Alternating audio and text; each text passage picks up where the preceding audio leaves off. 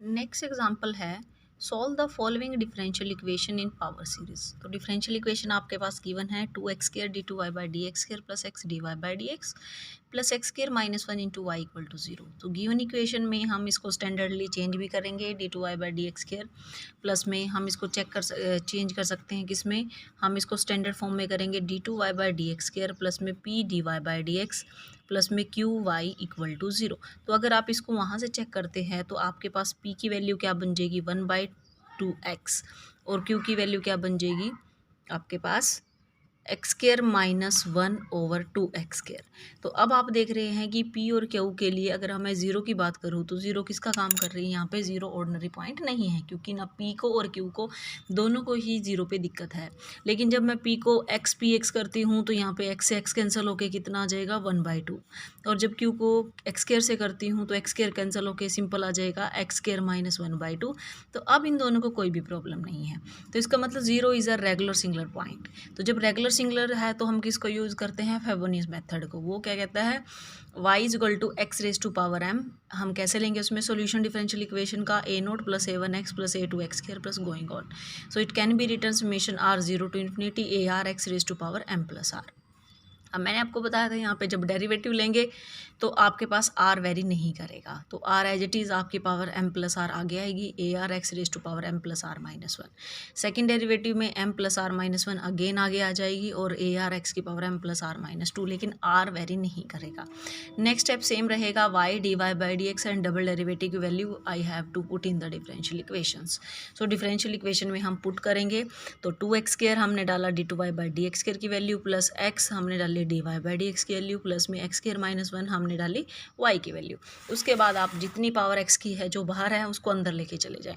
तो जब आप अंदर लेके चले जाएंगे से फर्स्ट टर्म के अंदर हमारे पास क्या है m+r-2 है और 2 जाएगी तो क्या हो जाएगा 2 से 2 कैंसिल, क्या बन जाएगी x⁻m+r। सेकेंड टर्म में आपके पास x था तो वो भी उसने भी कंप्लीट किया अंदर जाके m+r। यहाँ पे क्या हो जाएगा x² था y के साथ तो m+r+2 यहाँ पे m+r।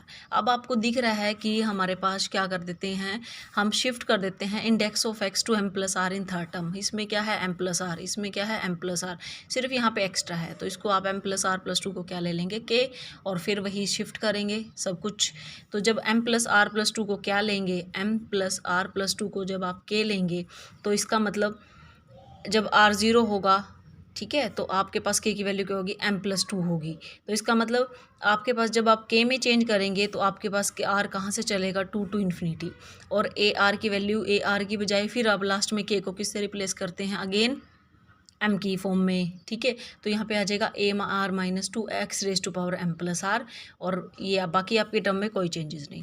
अब ये सेकंड से स्टार्ट हो रही है, बाकी आपकी 0 से स्टार्ट हो रही है, तो आप इनको पहले वाली को भी 0 और 1 के लिए ओपन करेंगे, 2 पे इंडेक्स लेके जाएंगे, इसको भी 0 1 के लिए ओपन करेंगे, 2 पे इंडेक्स लेके जाएंगे, और लेडी 2 पे है इसको भी 0 और 1 के लिए खोलेंगे और थर्ड के लेके जाएंगे। उसके बाद आपने x की मिनिमम पावर जो क्या होती है xm होती है, तो xm वाले टर्म को आपने इक्वेट करना है 0, फिर आपने उसकी पावर पहले x⁻m वाली को ही सिर्फ 0 इक्वेट करें, वहाँ से हमारी इक्वेशन को क्या बोलते हैं, जो इक्वेशन बनती है इंडिशियल इक्वेशन, वहाँ से हमें m की वैल्यू मिलती है। फिर हमारे सॉल्यूशन का नेचर उस पर डिपेंड करता है कि m की वैल्यू डिफरेंट है या कैसी है। तो अभी हम कर रहे हैं कि डिफरेंट है और इंटीजर से डिफर करती है, तो m की वैल्यू 1 आई और -1/2। तो thus the root of the indicial equation are 1 and -1/2, so the root are distinct and do not differ by integer. तो इसका मतलब अब फिर x की m+1 का कोफिशिएंट आपने 0 रखना है, वहाँ से आपके पास ए कोफिशिएंट की वैल्यू आ गई a1 0। फिर जनरल इक्वेशन उठानी है x⁻m+r के सब में से टर्म उठानी है स्टेप बाय स्टेप, 0 इक्वेट करना है, then you find a relation of ar in term of ar-2। तो अब आप यहाँ पे क्या करेंगे, आपके पास a1 की वैल्यू है, a0 की नहीं है। तो अब आप m को पहला केस डालेंगे, जब आप m को 1 डालते हैं, आप m को 1 डालते हैं तो ar आ जाता है आपका, आप यहाँ पे 1 डालिए, 1 से 1 कैंसिल, क्या आ गया r इंटू 2 इंटू 1 + r, तो 2 + 1 3, तो 2r + 3। तो अब r को 2 डालिए, 3 डालिए, 4 डालिए, आपके पास क्या आ जाएंगे, बाकी आ जाएंगे।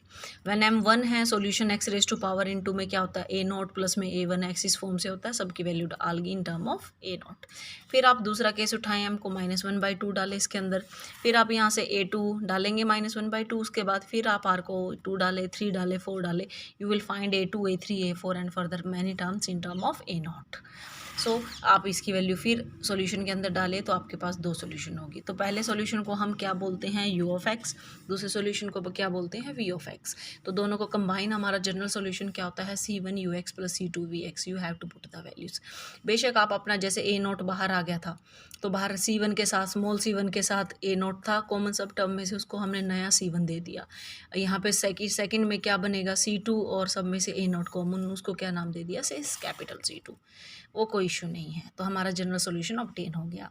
नेक्स्ट एग्जांपल है, solve the differential equation in power series. तो इसको मतलब इसका भी हमें पावर सीरीज के लिए पॉइंट तो जरूर चाहिएगा।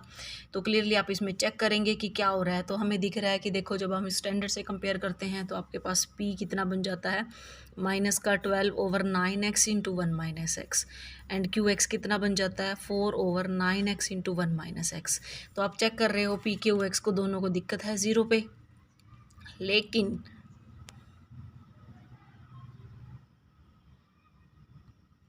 लेकिन जब आप इसके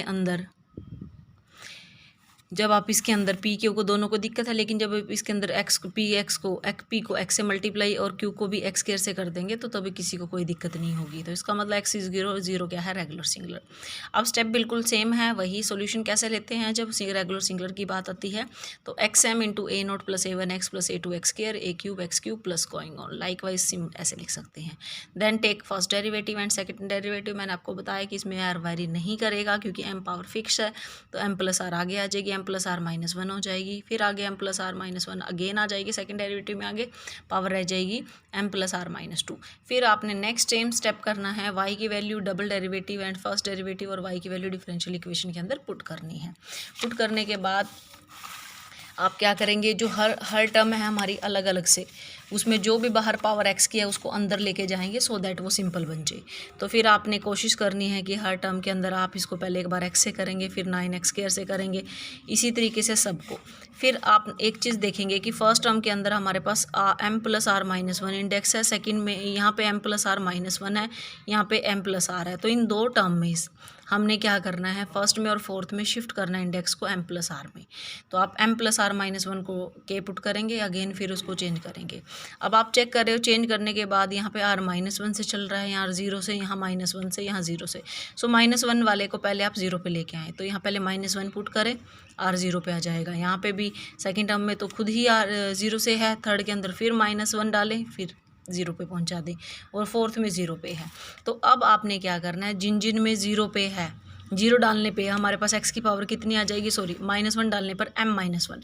तो पहले m - 1 के कोफिशिएंट को 0 डालेंगे, तो वहाँ से हमारे पास, क्योंकि लीस्ट पावर ये आई है, वहाँ से जो इक्वेशन बनेगी वो लोएस्ट डिग्री टर्म की x⁻m - 1 की, उसको 0 डालने के बाद यू विल गॉट m में क्वाड्रेटिक इक्वेशन आई, और m की वैल्यू क्या आई, 0.7/2। Both the roots are different and they do not differ by integer. So इसका मतलब हमारे पास सॉल्यूशन किस फॉर्म होगा, c1ux + c2vx की फॉर्म में।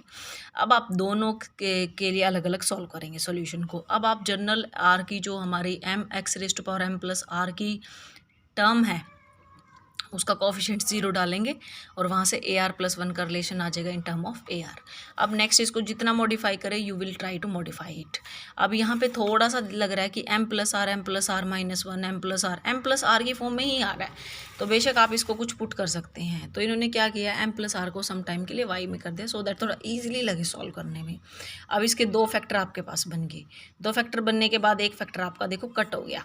बेशक कोई ज़रूरी नहीं है कि आप उसमें चेंज करें, बाद में भी आप डायरेक्ट कर सकते हो, यहाँ से भी फैक्टर बना सकते हो। तो यहाँ थोड़ा कॉम्प्लिकेटिव लग रहा था, बड़ा लग रहा था, तो इसलिए क्या किया, वाई में चेंज करने के बाद आपके पास अब एक फैक्टर आपका कट हो रहा है, और अब ये आपका ऐसा रह गया। फिर आप बेशक वाई को क्या डाल दें, m + r। अब नेक्स्ट स्टेप बिल्कुल सिंपल है, जनरल टर्म के अंदर अब r को हमें, अभी देखो हमारे पास ना तो a0 की वैल्यू आई है ना a1 की आई है, तो r को सबसे पहले मिनिमम 0 डालो, so you will get a1 a2 a3, इस तरीके से सारे वैल्यू डालेंगे, 0 1 2 3।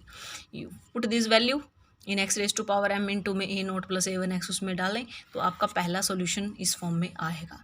इस सॉल्यूशन में m को 0 डाल दो, you will got your first solution, उसको क्या बोलते हैं u ऑफ x। फिर आप m को 7/2 डालेंगे, you will get your second solution. So hence general solution क्या हो जाएगा, C1ux प्लस में C2vx की फॉर्म में।